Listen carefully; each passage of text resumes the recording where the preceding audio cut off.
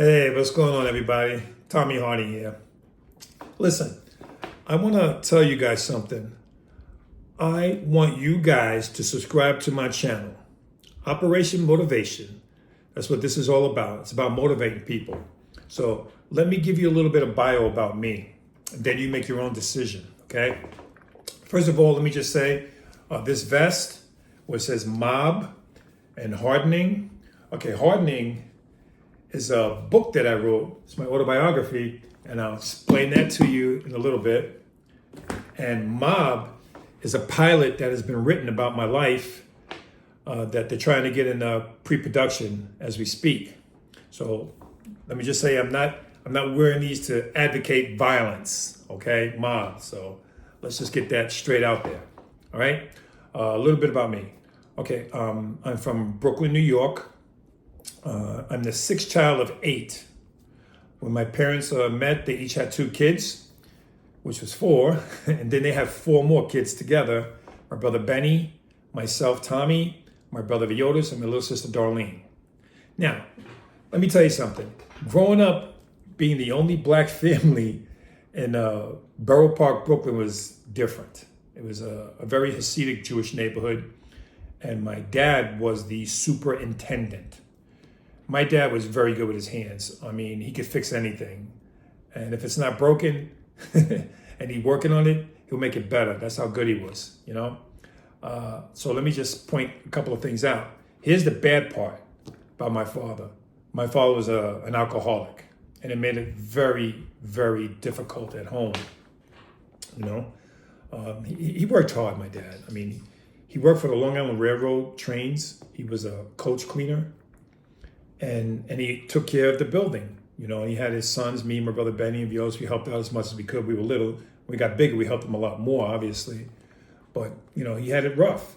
I'm not trying to give him excuses for what he did to my mom and how he treated her. You know, he was very violent with her. And my dad was very violent with a lot of things. You know, he likes to break things when he's been drinking. Break up stuff in the house, you know. It was very difficult. It was horrible, horrible time, you know. So what happened with me and my brothers and my sisters, everybody tried to deal with it the best way we can. You know, what I did, I decided to go to the street. You know, I went to the streets, you know, looking for that family, you know, that togetherness. And I wind up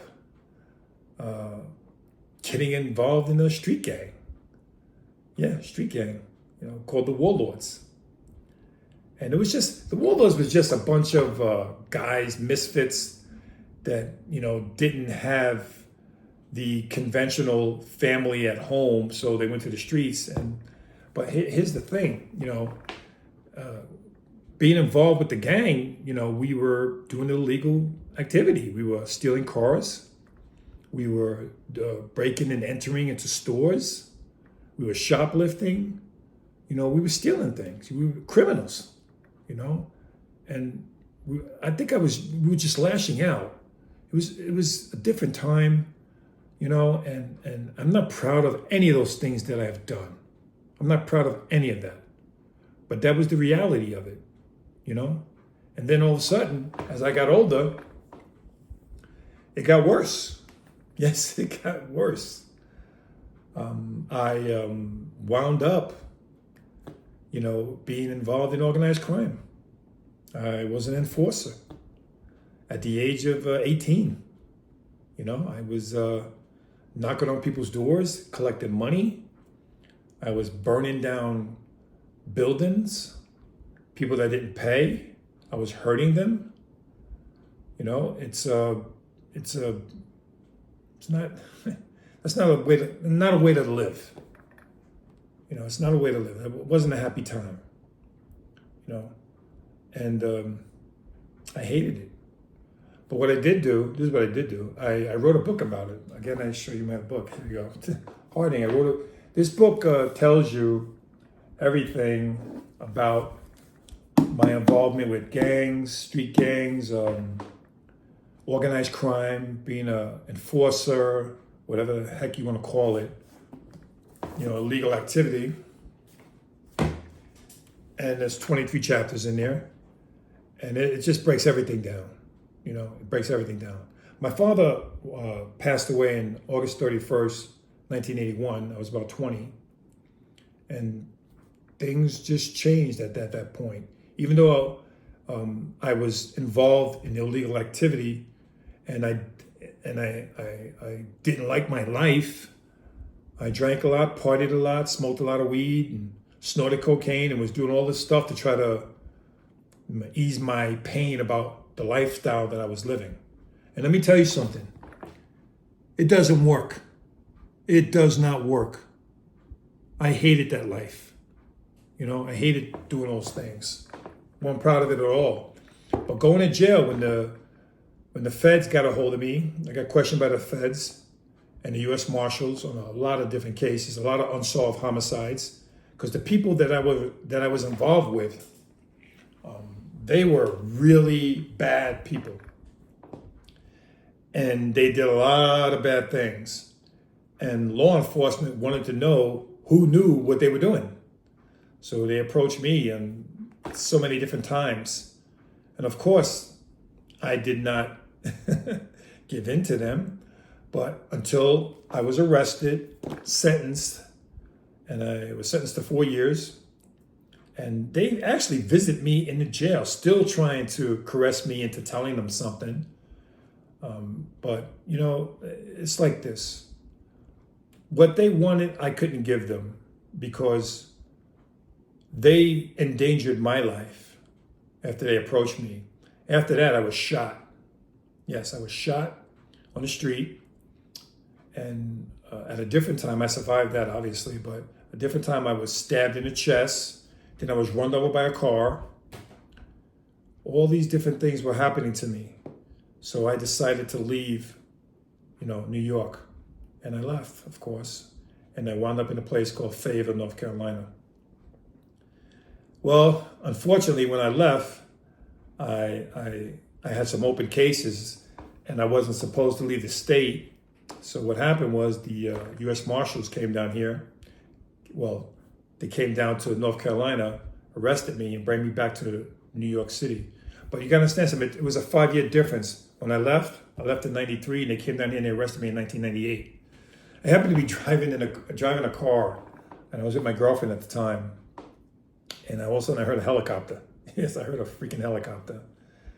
And then after that, as soon as I heard the helicopter, I looked down and I said, what the hell? It's kind of close. And then I was surrounded by a bunch of cars and FBI cops, everything. It was like, forget about it. It was unbelievable.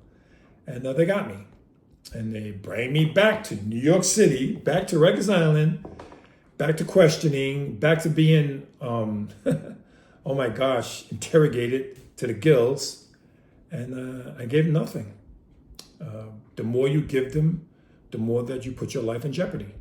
And I didn't give them anything, maybe I didn't have anything to give them. Who knows? That's between me and God when I leave this planet, and that's the way I'm going to leave it. But let's talk about something positive, okay?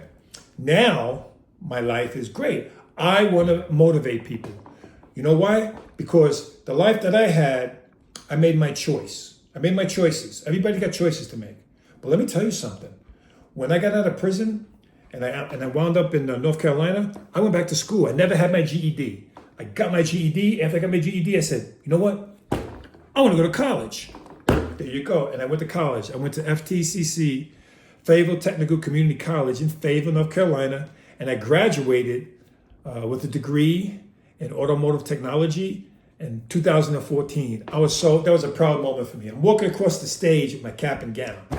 You believe that? Me, Tommy Harding, after all the crap that I've been through, I graduated college. I was so happy and so blessed.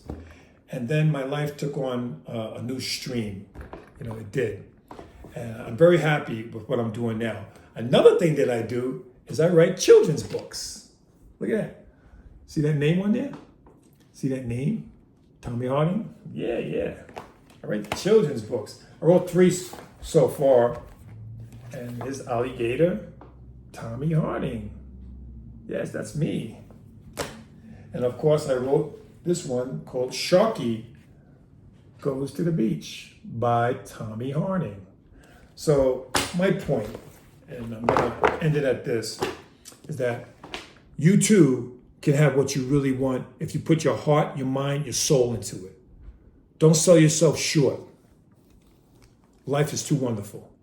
Thanks for listening. Guys, listen, subscribe to my channel, Operation Motivation, Tommy Harding. Thanks, guys.